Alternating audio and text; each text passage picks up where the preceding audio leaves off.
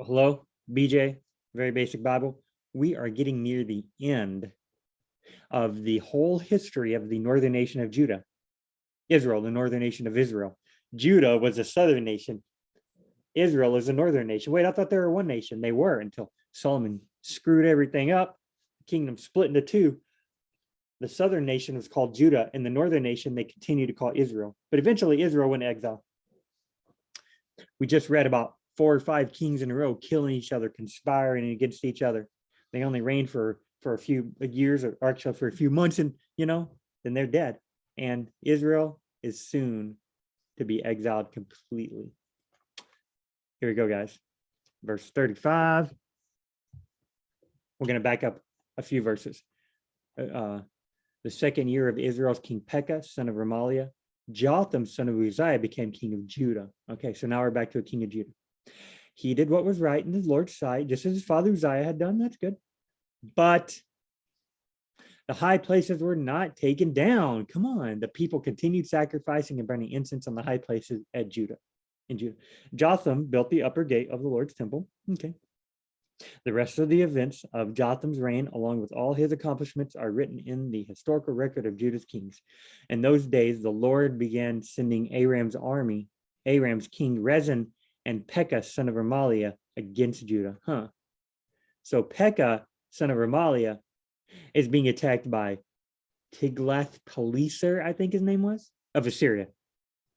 Pekah is being attacked by Assyria, but Judah is being attacked by Aram and Pekah. And Israel, Pekah's the king of Israel, is usually attacked by Aram. Everybody's just attacking everybody. It's like one giant game of Risk. Jotham rested with his ancestors and was buried with his ancestors in the city of his ancestor David. His son Ahaz became king in his place in Judah. In the 17th year of Pekah, son of Remaliah, Ahaz, son of Jotham, became king of Judah. Ahaz was 20 years old when he became king, and he reigned 16 years in Jerusalem. He did not do what was right. Oh, most kings of Judah, they do what was right in the sight of the Lord. So there's a change. He did not do what was right in the sight of the Lord, his God, like his ancestor David, but walked in the ways of the kings of Israel. He even sacrificed his son in the fire. Man. Imitating the detestable practices of the nations the Lord had dispossessed before the Israelites. He sacrificed and burned incense on the high places, he himself, on the hills and under every green tree. Under every green tree is hyperbole, of course. Then Aram's king Rezin and Israel's king Pekah, son of Remaliah, came to wage war against Jerusalem. They besieged Ahaz, but were not able to conquer him because God said he didn't want. Because of his ancestor David, God left Judah intact, right? Yeah, at least for now. At that time, Aram's king Rezin recovered Elath for Aram and expelled the Judahites from Elath. Then the Arameans came to Elath, and they still live there today. Okay, whenever this book was written, they're still living in Elath. Okay. So Ahaz sent messengers to King Tiglath-Pileser of Assyria, saying, "I am your servant." Of course he does. King of Judah, they weren't doing that as much. But now they're just like Israel. Let's go get a foreign king to protect us instead of God. Sheesh, people. "I am your servant and your son. March up and save me from the grasp of the king of Aram and of the king of Israel, who are rising up against me." Ahaz also took the silver and gold found in the Lord's temple and in the treasuries of the king's palace and sent them to the king of Assyria as a bribe. So the king of Assyria listened. Yeah, I got that money. Listened to him and marched up to Damascus and captured it. He deported its people to Kir, but put Rezin to death. Rezin, I believe, was the king of Aram. King Ahaz went to Damascus to meet King Tiglath-Pileser of Assyria. When he saw the altar that was in Damascus, now remember, Damascus is in the northern nation of Israel. They got a golden calf in the north that they sacrificed to, a golden calf in the south that they sacrifice to and go to a feast to. But in Damascus, they have their own altar. King Ahaz, who is a crappy king of Israel, sees this altar. He goes up to meet with a foreign king. When he saw the altar that was in Damascus, King Ahaz sent a model of the altar and complete plans for its construction to the priest Uriah. Uriah built the altar according to all the instructions King Ahaz sent from Damascus. Therefore, by the time King Ahaz came back from Damascus, the priest Uriah had completed it. The priest Uriah built a foreign altar. Does God want that? I don't think so. When the king came back from Damascus, he saw the altar. Then he approached the altar and ascended it. That's what you're supposed to do to the altar had steps you would walk up to.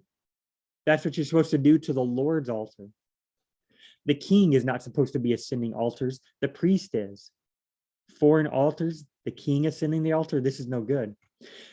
Ahaz offers his burnt offering and his grain offering, poured out his drink offering, and splattered the blood of his fellowship offerings on that altar. Ahaz did?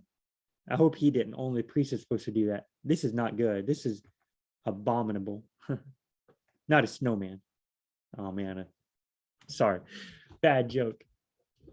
Ahaz took the bronze altar that was before the Lord in front of the temple. This is in the temple, between his altar and the Lord's temple, and put it on the north side of his altar. Ahaz took God's altar in the temple complex where it was supposed to be, moved it to the side, and put his altar front and center. This is man-centered at its best. This is no good. God's going to start laying the smack down on Judah. If not, he'd have to apologize to Israel for laying the smack down on them. Then King Ahaz commanded the priest Uriah, offer on the great altar the morning burnt offering, the evening grain offering, and the king's burnt offering and his grain offering.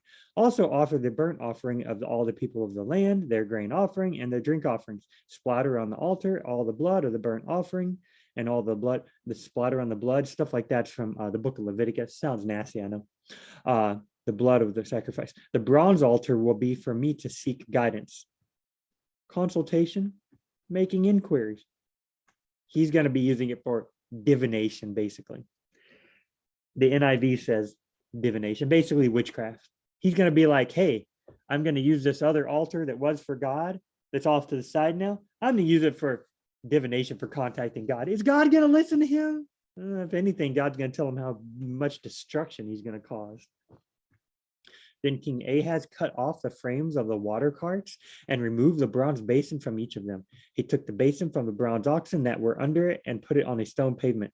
To satisfy the king of Assyria, he removed from the Lord's temple the Sabbath canopy they had built in the palace, and he closed the outer entrance for the king. To satisfy the king of Assyria, he's changing stuff in the temple. He's like, God, I don't want to satisfy you and leave the temple the way you commanded us to build it. I need to satisfy this foreign king, so I'm going to change what you wanted, God. Man. The rest of the events of Ahaz's reign, the rest of the stupid events, along with his accomplishments, are written in the historical record of Judah's king. Ahaz rested with his ancestors and was buried with his ancestors in the city of David, and his son Hezekiah became king in his place. Hezekiah was one of, if not the best king of Judah, so that's good. Now, this is like the last chapter. Here we go. In the 12th year of Judah's king Ahaz, Hoshea, son of Elah, became king over Israel and Samaria, and he reigned 9 years. King of Israel. He did what was evil in the Lord's sight, but not like the kings of Israel who preceded him. Whoa. King Shalmaneser of Assyria attacked him. It's like the third king of Assyria in a row. I guess they're also, king here, king there, king everywhere. And Hoshea became his vassal and paid him tribute. But the king of Assyria caught Hoshea in a conspiracy. Hoshea had sent on, what's a conspiracy? He had sent envoys to So, king of Egypt, and had not paid tribute to the king of Assyria as in previous years. Therefore, the king of Assyria arrested him and put him in prison. The king of Assyria invaded the whole land, marched up to Samaria, and besieged it for 3 years. Man, they had just, Tiglath-Pileser, I think, had just attacked Damascus, in one of the previous king's reigns. Now it's being attacked again. Man, imagine if your name was So, or here, King So of Egypt. So, you're like talking to the king, you say, hey, so, I want to, but they didn't speak English, obviously. In the 9th year of Hoshea, the king of Assyria captured Samaria. The king of Assyria captured Samaria. He deported the Israelites to Assyria and settled them in Hala along the Harbin Gozan's River and in the cities of the Medes. Okay, guys, they're being Samaria, Damascus. Damascus. I'm sorry. Samaria there is like the capital city, right? I think I said Damascus a minute ago. Samaria is the main city. So they're gone. Look at this. Why Israel fell. Okay, my timer is going to go off, but I'm going to go ahead and stop for now. We're on the next very basic Bible quick read. We're going to read through the rest of chapter 17, and we're going to see just why God sent Israel into exile. Until then, we'll see you on the next very basic Bible, except don't forget, go down under the show, in the show notes, find the long verse by verse teachings by the really smart people. They'll explain to you everything. Until then, we'll see you in the next very basic Bible.